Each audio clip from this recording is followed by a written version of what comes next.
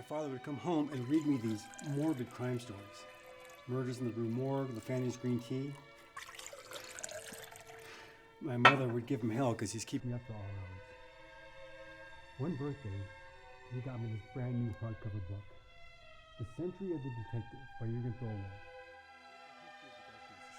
And it sealed my fate because it was real, not fiction, and how a drop of blood or a piece of hair could solve a crime. It was incredible to me.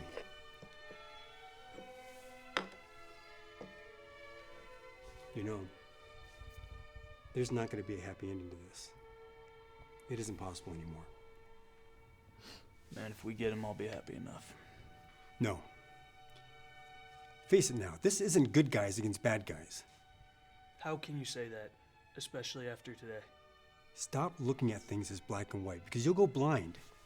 There's no winning and losing here. You're the oldest man I know, Somerset. All right, you tell me then. You walk into an apartment where a man has beaten his wife to death, or the wife murdered the husband.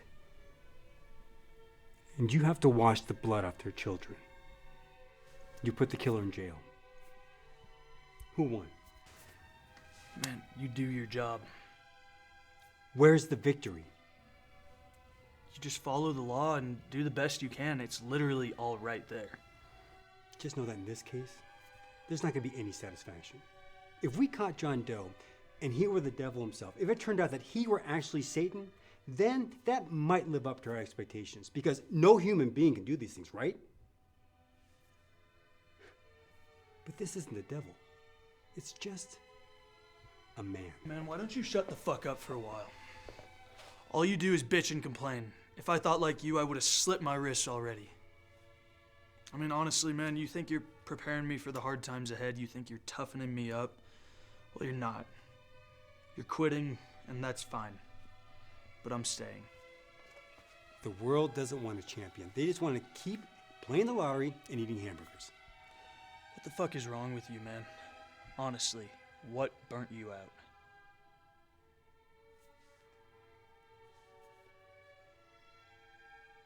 It wasn't just one thing, if that's what you mean. I can't live here anymore. I can't live in a place where stupidity is embraced and nurtured as if it were a virtue.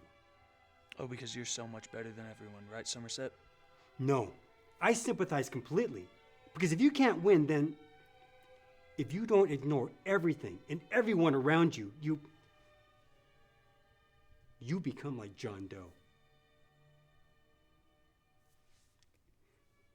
It's easier to beat a child than it is to raise it, because love takes so much work.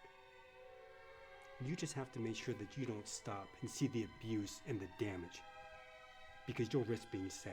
You just keep ignoring. Oh man, you're talking about people who are mentally ill. No, I'm not.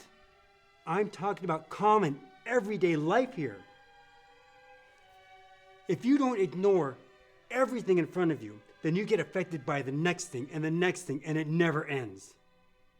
In this place, ignorance isn't just bliss, it's a matter of survival. I mean, man, listen to yourself.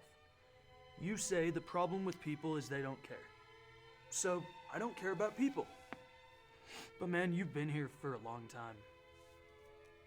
So deep down, there's a part of you that knows, even if everything you say is true, none of it matters.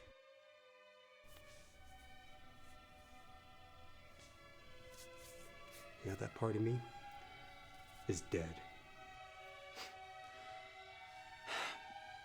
Somerset, you want me to agree with you? Yeah, you're right. The whole fucking world is terrible, and we should go live in a fucking log cabin.